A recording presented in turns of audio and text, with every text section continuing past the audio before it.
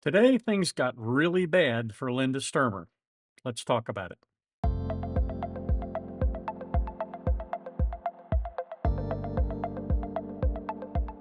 Hi, Tony DeWitt here. I'm a Missouri appellate attorney, retired, and I bring you a fresh perspective on the law without offering any legal advice.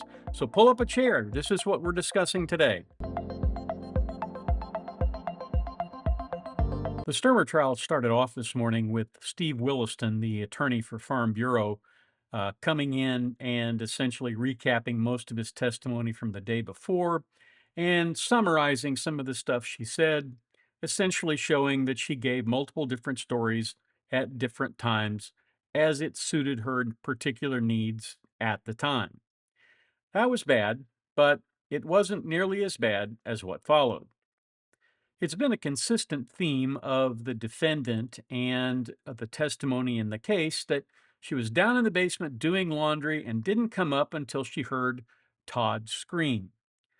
So, one of the first people that they talked to again today was the older brother of Todd, and the question came up about the fire alarms that he had pulled the wire for when they were building the house. Let's listen.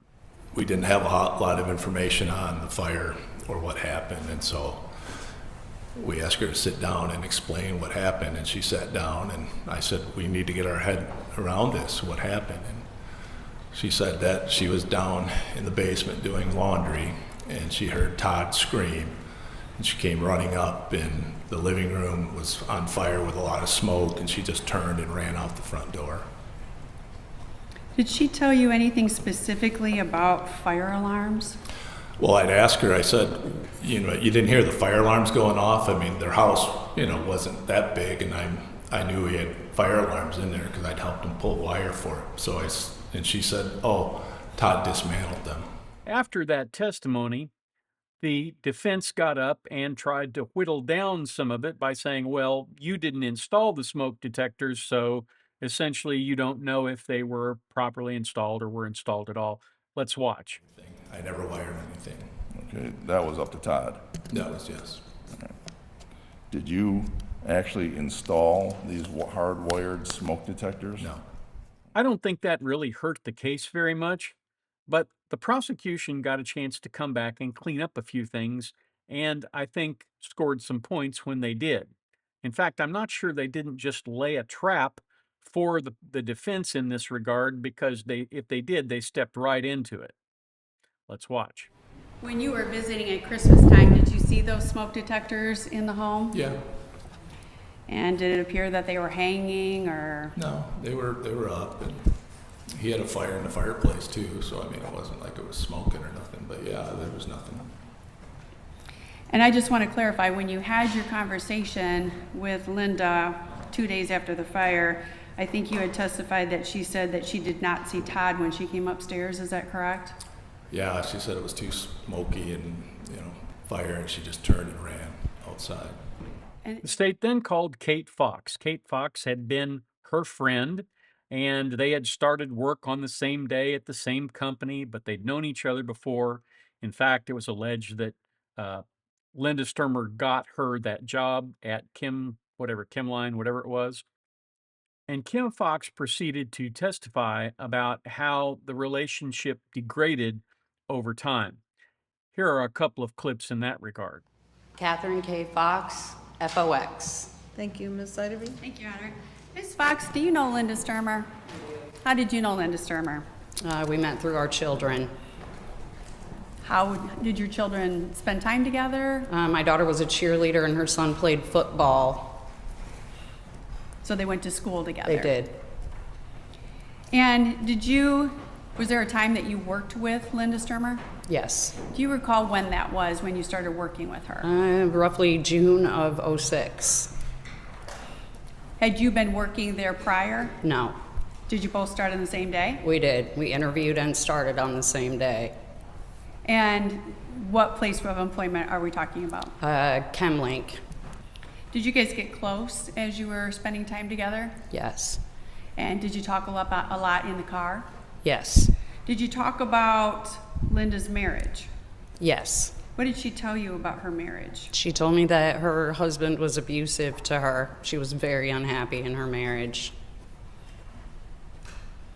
She said she wanted out of the marriage? Uh, Rural that.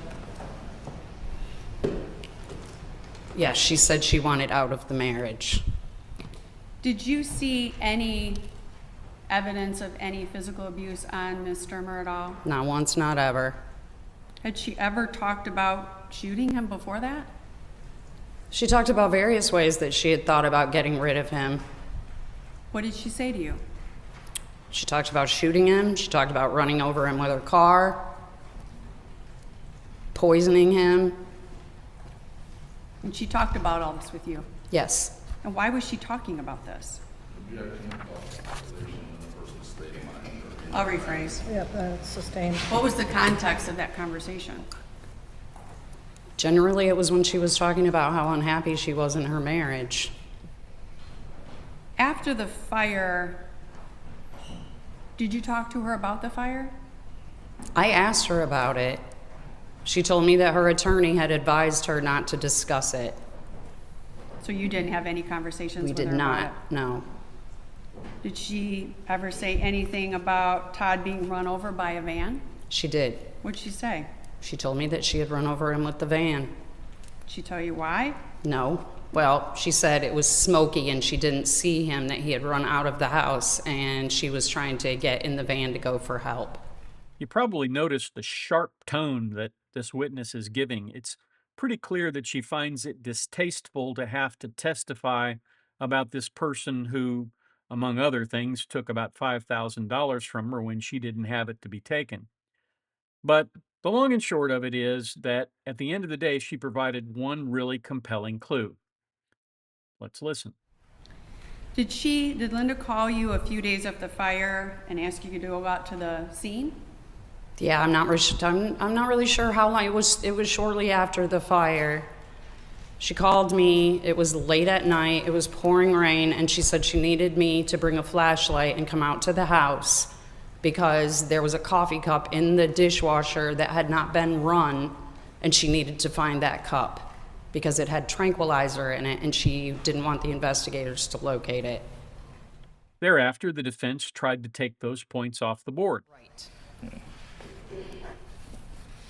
Now, this issue of a coffee cup that Linda talked to you about, she needed to get in, right? Mm-hmm. Yes? Yes.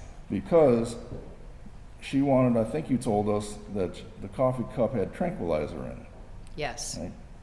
But she didn't give any tranquilizer to Todd She Stermer. told me she didn't give it to him because she found out that he had already taken something for sleep. Okay, he took something for sleep. Are you aware, do you have any evidence to corroborate for our jury that Linda Stermer told you any of this? No, I don't. Are you aware that Dr. Markey, the medical examiner, has testified Todd Stermer didn't have any drugs in his system, none, except caffeine? Your Honor, that's not correct statement of what was actually found by Dr. Markey. There were drugs found in his system, and he listed them out on the toxicology. In his system is in the blood, active in his system. Counsel knows that. I think asking her about what the doctor found is inappropriate. No, I just asked if she was aware of it. No, I wasn't aware of it. Now, I think it's noteworthy that the prosecutor chimed in and said, hey, he's misstating the record. The medical examiner listed all of the substances that were in his system. And then the guy says, well, that's not in his blood. They didn't find it in his blood. Well, it doesn't matter. You're not going to find all of those substrates in the blood. You're going to find them in the liver. That's what detoxifies all of these drugs that he was given. They're going to be in the liver. And so the idea that they weren't in his system because they weren't in his blood is just hokum. And I would think that a trained lawyer would know that and would avoid trying to make that mistake, because I can assure you that when they close, the prosecutor is going to stand up and say, hey, he had all these things in his system. They may not have been in his blood, but they were in his body, and that indicates they were in him. I'm not sure the defense did themselves much good there, but at least they tried. And that was a very good cross-examination, finally, coming from the defense. After Kate Fox got off the stand, the next person to testify was a person who had been incarcerated with Linda Stermer prior to her first trial. And the testimony had been given in a prior hearing. And the reason it's being read in with two people reading from the same transcript is because the witness was unavailable to testify because she was dead. And there is a rule that covers that. Rule 804 of the federal rules says that it's an exception to the hearsay rule for a declarant to be considered unavailable as a witness if the declarant is exempted from testifying, refuses to testify, or if they cannot be present to testify at the trial or hearing because of death, among other things. In that situation, you read in the prior sworn testimony, and the easiest way to do it is to have one person asking questions and the other person reading the answers. And that is essentially what they did for a woman by the name of Dardita Gordon, who had been her cellmate while she was waiting trial. And her testimony is important because it once again brings to the fore the idea that Todd Stermer was given medication in order to reduce his sensation so that she could essentially light him on fire. At least that's what's alleged. Conversation was what she was incarcerated for. She told me she was incarcerated for murdering her husband. She told me that she had nothing to do with it. Okay. At the time, she said that she didn't have anything to do with it. Did she tell you about anything at all about what had happened? Only that she had an argument with her husband. Okay. Did she tell you anything about that there had been a fire? Yes. Was there any discussion at all about where she had been when the fire happened, how she happened to get out, and he didn't? She said that she wasn't in the home at the time of the fire, was the first conversation we had about it. Continue on with what happened. Did the story change at any point in time, or was there another story? The story changed when we were in the cell together. Okay, and in what way did it change? The story changed to where she told me that she had an altercation with her husband at the time. Okay. An argument with him. Did she tell you what the argument was about? No, she did not tell me what the argument was about. That she did not do. She told me that she had an altercation, an argument. There was a point in time that she told me that there was medication involved with her husband. Sorry, go ahead. One point in time, she told me that she started the fire in the home. Okay. When she was talking about medication being involved, did she indicate how medication had been involved? Administered the medication. I'm sorry? Administered. She gave him medication? Yes. Okay. Did she tell you what it was that she had given him? No, she did not. Okay. Now, you said that she eventually told you that she had started the fire? Yes. Okay. Did she tell you anything about how she started the fire? With gasoline. Okay. Did she give you any other details about where this was, or where her husband was, or? Her husband was inside the home. Okay. Anything more specific than that she told you? No, the fire was started in the home and her husband was inside of the home at the time. After that, the defense tried to impeach her. They had done that at the first hearing, and they basically set up the fact that she had been convicted of writing it or passing a forged check, and that she'd failed to make restitution, and that's why she was in jail with Linda Stermer at the time that she was able to hear her tell all of these things that she had done. I don't think it actually moved the needle for the defense. In fact, I think this may have been one of the worst days for the defense in this trial, not that they've had very many good ones at all. At least in today's testimony, the defense lawyer was able to do a decent cross-examination and at least try to score some points. He was much more effective than the other fellow has been. So I give him points for that. But that's where we left it at the end of the day.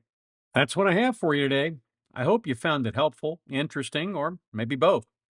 If there's a subject you'd like me to discuss, please feel free to send me an email at the address above. If you like what we do, please feel free to subscribe and come on back to the beach tomorrow. I release videos every weekday, weather and work permitting. If you have the opportunity today, do a kindness for your fellow man. It makes the world a better place, one kind act at a time. And now, YouTube has some suggestions for other videos of mine that you might like.